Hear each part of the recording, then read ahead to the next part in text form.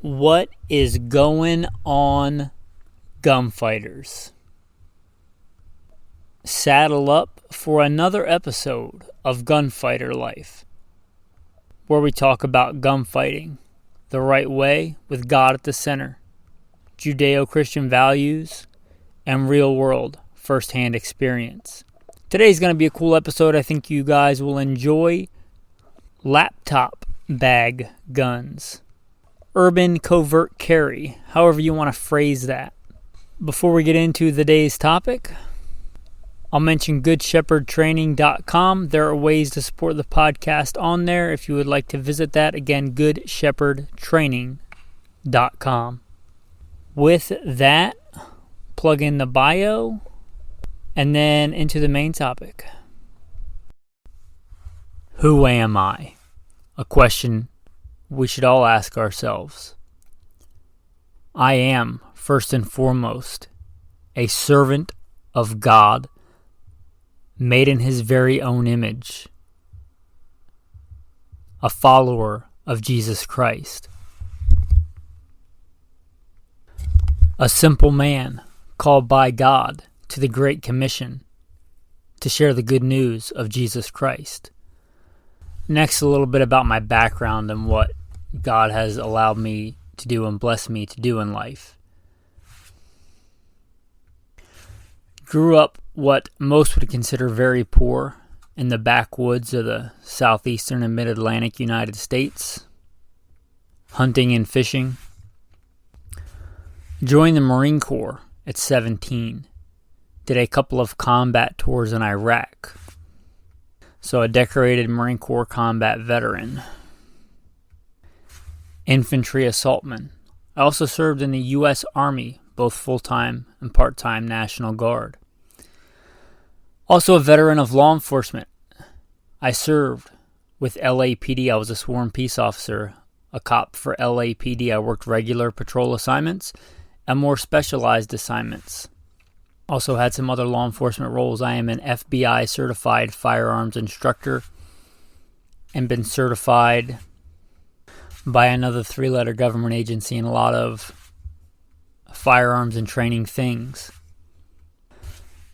I've also been a private contractor, worked in the private sector pertaining to tactics and gunfighting and protecting America from enemies foreign and domestic. I served as the commander of a tactical team to stop active shooters in a large metropolitan area. That was our primary mission, to stop active shooters, which sadly are a thing in America today. I've also been blessed to do quite a bit of competition shooting. Started my first formal competitions even before joining the Marine Corps at 17. I had won more shooting competitions than I can remember. I have competed in all manner of disciplines in shooting. I've been blessed to be a state rifle and pistol champion, West Coast regional champion. Like I said, been blessed to win more shooting competitions than I can remember. Mentioned hunting. I've hunted to put meat on the table starting when I was a child. I've also been a professional big game hunter and guide, hunting and slaying all manner of beast. And I don't apologize for that. Humbled to be the host of 3 podcasts. Simple Man Sermons, Alpha Male Podcast, and Gunfighter Life. Obviously, as things not mentioned, I've been blessed to do many other things. But, again, first and foremost, I'm a servant of God, a believer and follower of the Bible, the Word, Jesus Christ. And I don't apologize for that. With that, let's transition into today's topic.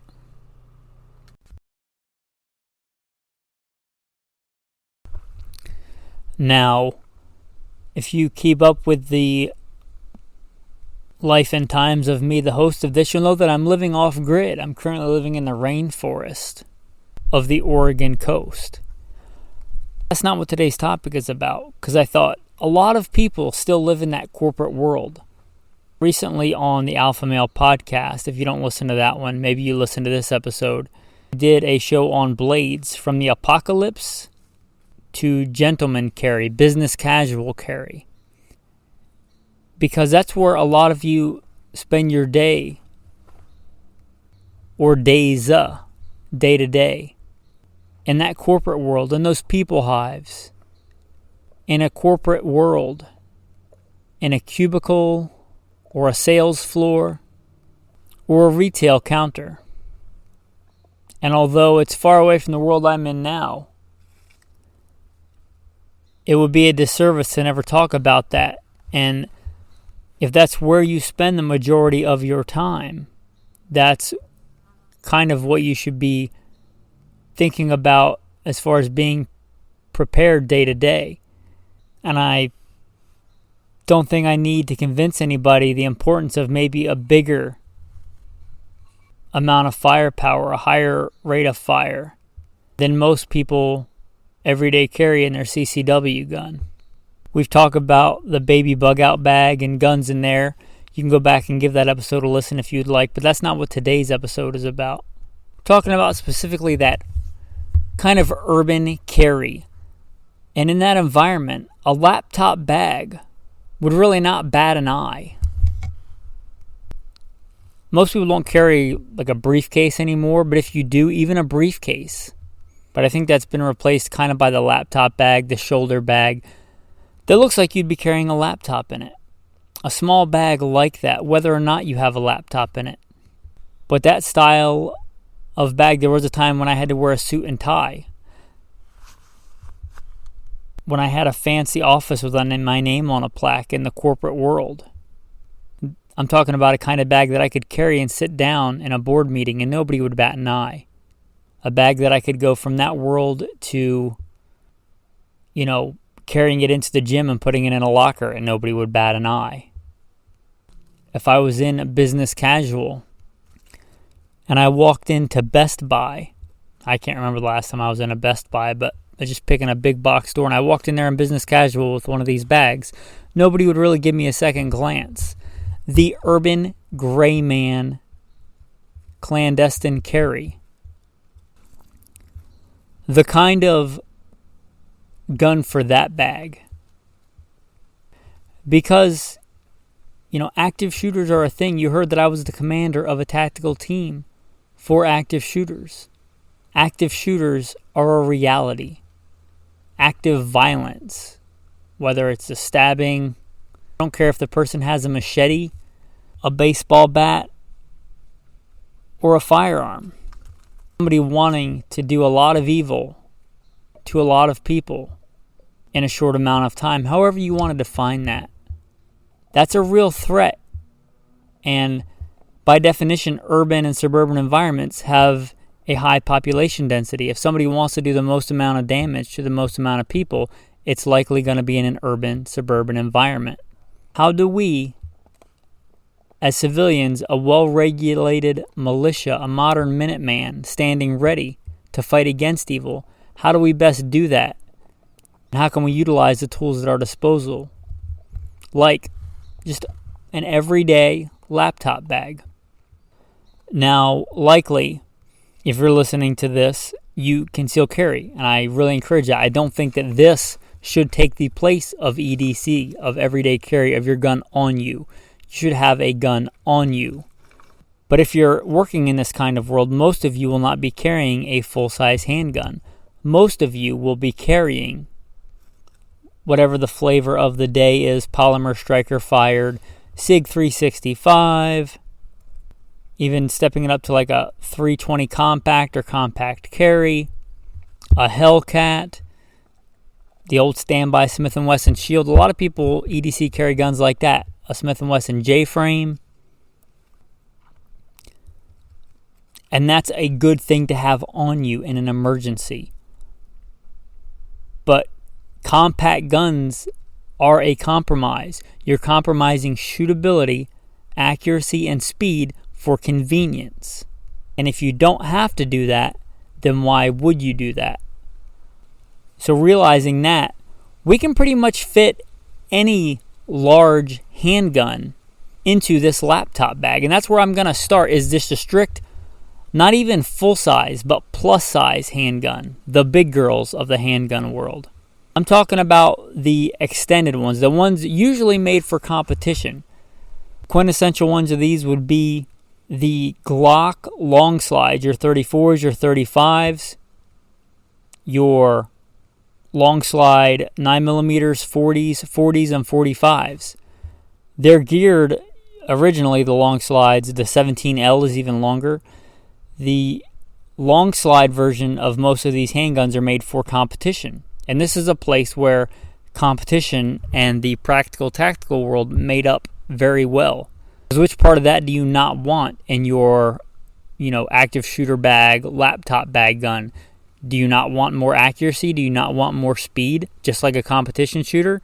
Again, you don't have to worry about concealed carrying this in your belt line. So don't go small here. Go big here. And those extended slides, talking bigger than your full size, bigger than your 17. Again, your Glock 34s, 35s. I don't even know the model number. I'm not a Glock guy, but the long slide 10mm, the long slide 45. The big girls of the handgun world. I think these have a place in your laptop bag. Compact 10mm I would not advise for a CCW gun unless you live in bear country or something. But a full, even bigger than full, an extended slide, full frame handgun in 10mm can be quite controllable.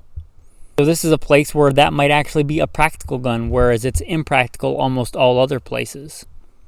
If you love 45, maybe this is the place for that tactical Wheaties box, that FNX 45, that giant frame 45 double stack handgun with an optic on it. Again, because you don't have to worry about concealing it on your belt line. Maybe this is a place for that. If you want to stick with 9mm, which I probably would, and not that there's not an argument to be made for the 10mm and the 45 in this role, I think there really is, and I think there's a lot of advantages. There's also a lot of advantages to the 9mm in that it's going to be cheaper and better to practice, cheaper and more economical to practice with. That's why when I got hot and heavy into competition shooting, I switched from a 45 to a 9mm. I'd rather be really, really good and expert with a 9mm than okay with a 45. And that applies here as well. Your Glock 34 for the Glock fanboys, and that's not my favorite. My favorite, the gun that I've won the most competitions with, would be great here. The Smith & Wesson M&P Pro long slide. Again, made for competition. It's a beautiful, well-balanced, fast-handling, very accurate gun. The Smith & Wesson M&P Pro, the long slide version. Mine has been around. Mine is so old, I got it back when the Gen 1s, back when they first came out. And it has a silver slide on it. Like a unfinished, what they are now, black slide. It's got the stainless steel slide on top. I have won more competitions with that gun than I can remember. That would be a fine laptop bag gun. And here's where you don't have to worry about size. You can throw the big oversized magwell on it to do speed reloads. You can go with the extended +3, +5, plus whatever magazines that are a little too competition-y for usually E.D.C, but they're not a bad choice for this. Again, going back to the Glocks, the 20 and the 33 round magazines or whatever aftermarket size you want. Again, you got more real estate here, so take advantage of it. Now, you do get to a point where they throw off the balance of the gun. Even if I had a gun like this, I probably wouldn't throw a 33 round mag in the gun if I was running, let's say, a Glock 34, because it just makes the balance really not what I'm used to. But a 20, 21 round mag, something like that would be just fine. So that'd be, again, probably my go-to recommendation is a plus size, full frame handgun. Your top picks for this, again, your Glock long slides, any of them. Your Smith & Wesson M&P Pros, the long slides. Your FNX 45, great choice, giant gun if you have giant hands. one of your SIGs with the X in the name, your X5, your X6s, anything like that. Again, they're meant to shoot fast and accurate. And that's a place where you want this, both in the tactical and the practical and the competition arena. And there's seems like a new polymer striker fire handgun coming out every week, so I can't keep up with all of them. One of my go-to fighting handguns when I was the commander of a tactical team, what I carried more than anything else, STI 2011. I guess now they're Staccato. But that's a big gun. It's bigger than almost the vast majority of most people, I should say, are going to carry on their person every day. Now, I was carrying in a full war belt, so it wasn't really a factor for me. But you talk about shootability, speed, and accuracy. The Staccato or STI 2011s, they are the Ferrari of the handgun world. They're fast, and they are a fast-handling machine, and they are super accurate. They are just a beautiful, beautiful gun. Again, it's in a laptop bag. You're not, doing low crawls through ditches with it. You're not Navy SEAling it with this gun. We're talking about an urban, suburban world. The gun's going to be relatively clean, well-maintained. Talking about fast, accurate, with a lot of capacity, and a beautiful, just breaks like a glass rod trigger. The STI 2011 is it. Staccato 2011. I'm old school. None of mine are Staccatos. They're older STI guns, but they are just phenomenal. Honorable mention: if you love 1911s and you love 45, this might be a place for the older para ordinances. They're not really coveted like I think they should be. They're kind of undervalued, but a double stack 14 round 45 1911. This would be a great choice for this, going back to the 45. Now moving on, can we get even more?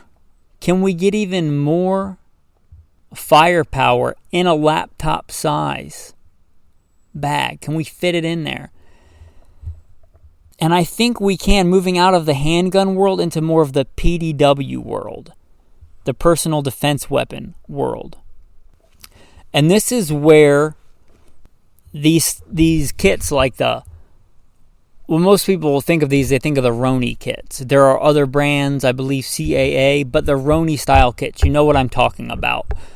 If you're in the handgun tactical world, they basically turn your Glock, your 320, your, polymer striker fire gun of flavor of the month. They turn that into a PDW, a personal defense weapon, let's say a quasi PCC, for lack of a better term. It turns your just straight up pistol handgun into more of a pistol caliber carbine. And I don't want to get into ATF rules and all this and all that. These may or may not be legal wherever you are. You may or may not want to go the route where you actually register it as an SBR.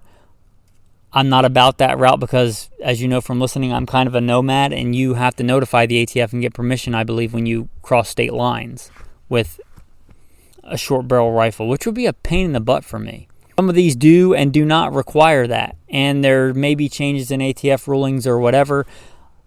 I'm not giving you legal advice. I'm saying these, in practical terms, not legal terms, will turn a handgun into a quasi PCC. If you don't think a PCC is a big step up in firepower, in hit probability, and range, and speed, then I would encourage you to go to a USPSA competition and shoot the same match, the same stage with your handgun, and then shoot it with a PCC. And you will quickly realize that it is a big step up. And these, like the Micro Roni kit, and I'm not endorsing this personally because I don't own one and I've never run one, but your Micro Roni kit, there are even some that you just take out your fire control unit if you're a 320 fan and drop it in there and convert it. There's various different ways that these work. Think of them kind of, but not really, but a little bit like an upper for an AR. Like you put it on your lower, which is the serialized part of the gun. You could do that with the fire control unit or with your Glock 19 lower and turn it into something bigger and better. Again, we carry compact handguns, a lot of people, some of the time. We carry those because they're a compromise in firepower and what's convenient to carry on us. But if you take away that inconvenience, you can get a much bigger gun.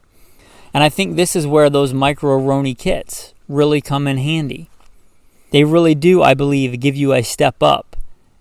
And you still aren't carrying like a full-size PCC in a laptop bag. But you could probably carry one of these, especially like the Micro Roni, the CAA kits.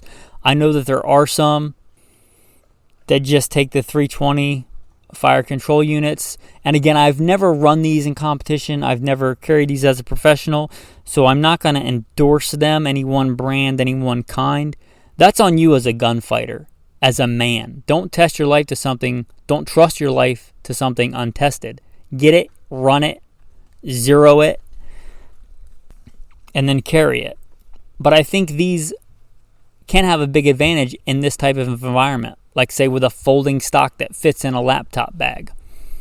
I think if you step up from there, not that you can't do it, but if you're getting into something like a Draco or one of those like mini AKs or something, I think you kind of step out of the realm of laptop bag. I think you're going to be too big and too heavy and too bulky to kind of be inconspicuous in this laptop bag world. So that's where I'm going to cut it off for this. We could do a whole episode on duffel bag guns and move up a little bit, but I'm going to draw the line there on these micro pistol caliber carbine kits, for lack of a better term.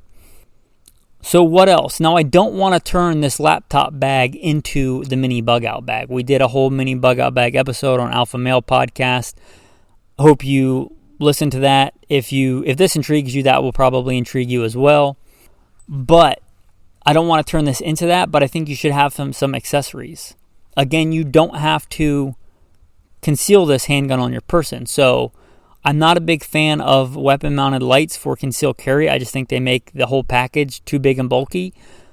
And I carry a full-size handgun. But I think this is a place where you do want that weapon-mounted light on your gun. And you don't have to go with a small one. You can go with a big weapon-mounted light on your, plus-size handgun or your micro PCC conversion kit. Put a weapon-mounted light on there. Again, it's not really going to make much difference. You don't have to conceal it on your person. Also, a decent optic. On my carry guns, my go-to carry guns, I usually run the Trijicon RMRs. They're great. They're small. You could step up to a bigger optic on this, a more robust optic with a bigger field of view. Again, faster target acquisition. You don't have to worry about concealing it, so don't make the compromise. Maybe this is where you want to step up your power. We talked about stepping up calibers to your 10mm 45. I think that makes a lot of sense here. You could also just run plus P+, assuming your gun will handle it. Check with your manufacturer and blah, blah, liability, blah, blah. But plus P+ ammunition, which is not uncommon in a 9mm, I really like the 9mm BPLE. I ran that as a law enforcement officer, really liked it. Ran that at the FBI Training Academy. It's a good round. It's a good street-proven round. It is a hot load. It's going to be even more velocity out of your longer barrel, extended barrel handguns. And there are other plus P+ loads. The Ranger, the Winchester Ranger, I think it's 127 grain plus P+. But assuming your gun will handle it, stepping up to more power, because you're getting a much bigger, heavier gun, it's going to be easier to control. Whereas there might be a large difference in recoil if you're carrying, say, a Glock 19 and a regular 9mm and a plus P+ load. There's probably much less steep a curb when you're talking about recoil on a very large handgun. And again, I don't want to turn this into a mini bug out bag, but obviously I shouldn't say obviously, but have a couple of reloads in there. Have a couple of full magazines in there. One of NATO or Full Metal Jacket, I think, is a good idea in your laptop bag if you're going to go this route. Not as your primary, but vehicle rammings are a thing. Vehicle-borne attacks are a thing. Punching through vehicles, things like that. That's kind of one of the specs for the NATO loaded ammunition. This might be a place where you want that. Usually, I would not recommend that for a defensive situation. But having one as, maybe your tertiary or farther back mag in this makes a lot of sense.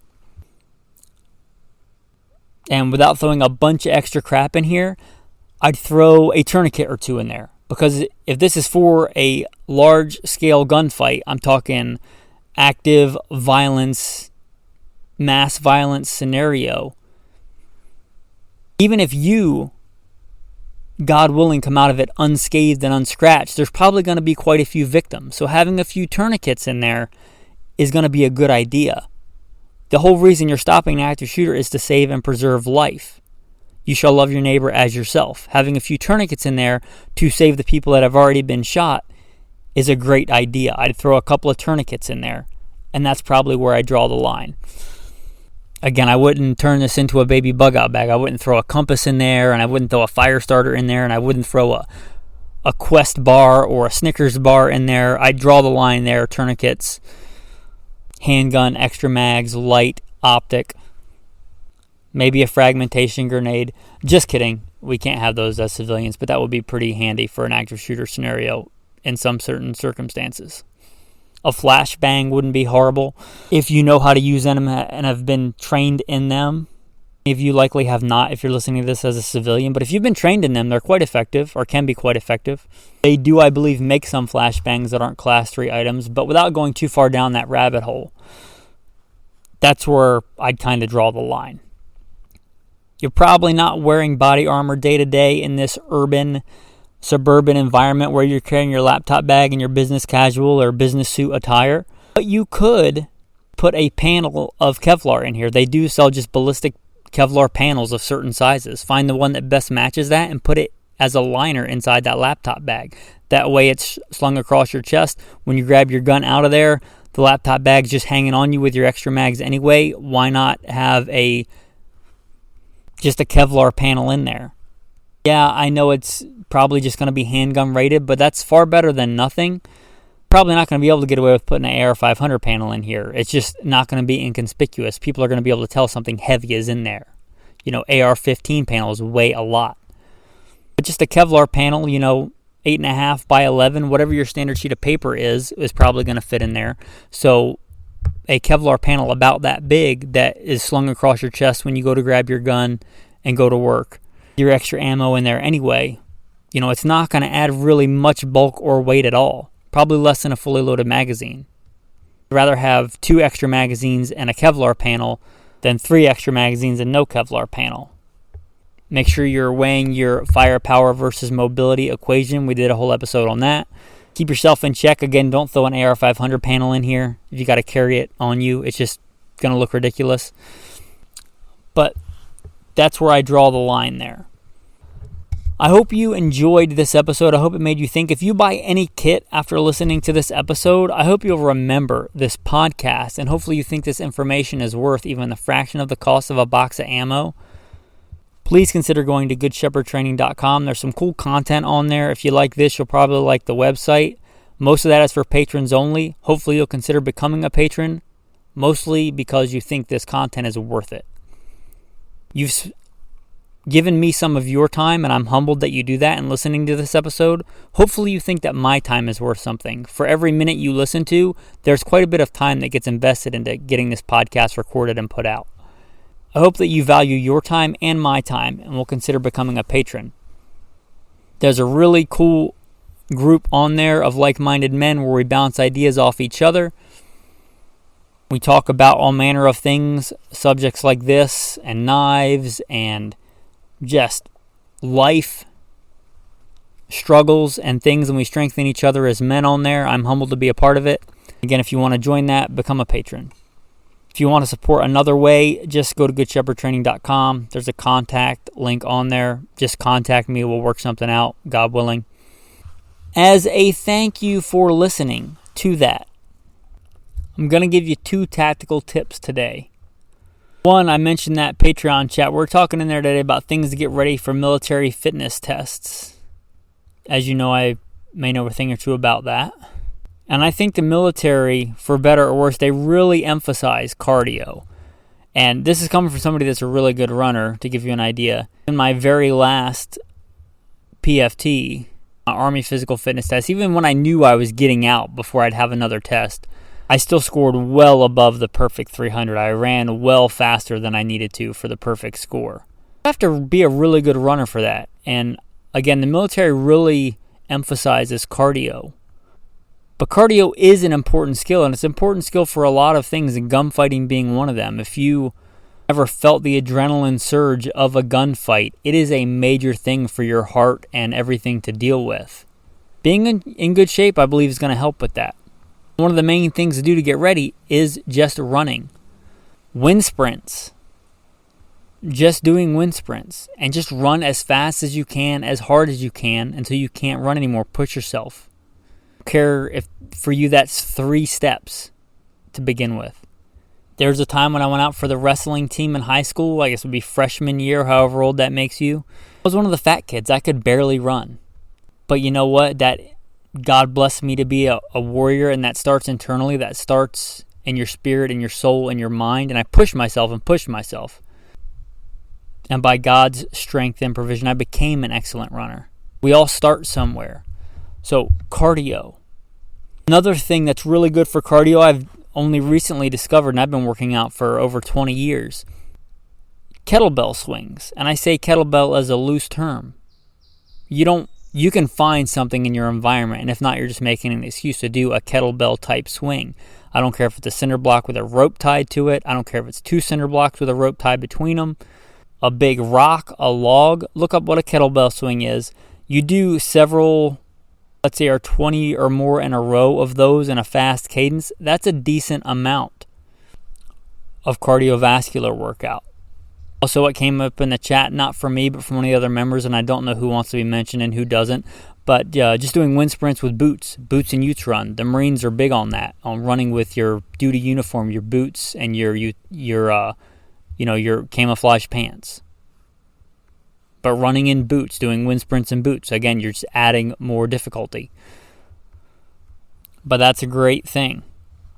One thing, another tactical tip, it was not uncommon during the war, in the Marine Corps, somebody would have rounds in their magazine, and we're mostly carrying, our M16A2s back then, at least for the initial invasion. But anyway, the SAW, the squad automatic weapon, the light machine gun, would have tracer rounds, and we would sometimes get those tracer rounds for the M16, and there were several different tactics on this, but let's say you put, you have a 30 round mag, you probably load it to 28, but, third or fourth from your last round, you make one of those a tracer round. You make one of those a tracer round, so that when you get towards almost, you still have a few rounds left, but almost to the end of your magazine, you have a visual indicator that, I'm about to run out of ammo. You can do this with your laptop bag gun. You can load it, let's say you have a 20 round mag in there, and you have, 4 20 round mags. On your 27th or 28th round or whatever, you could put a tracer in there. A pretty visible cue that, hey, I'm about to have to do a reload. I know that they make tracers for 9mm, and I believe they probably make them for the 40 and 45. So you may want to consider this just a box of these, and you're not going to need very many, if they're going as an indicator. So there's your second tactical tip of the day. Right. The moment you hopefully have all been waiting for. The tactical verse of the day. Coming at you from James 1. Happy is the man who remains faithful under trials. For when he succeeds in passing the test, he will be given life, the prize which God has promised to those who love him. If a man is tempted by such testing, he must not say, "This temptation comes from God," for God cannot be tempted by evil, and he himself tempts no one. But a person is tempted when he is drawn away and is trapped by his own evil desire. Then his evil desire conceives and gives birth to sin, and sin, when it is full grown, gives birth to death. Do not be deceived, my dear brothers. Every good gift and every perfect present comes from heaven. It comes down from God, the creator of the heavenly lights. Thanks for listening, men. Have a blessed day.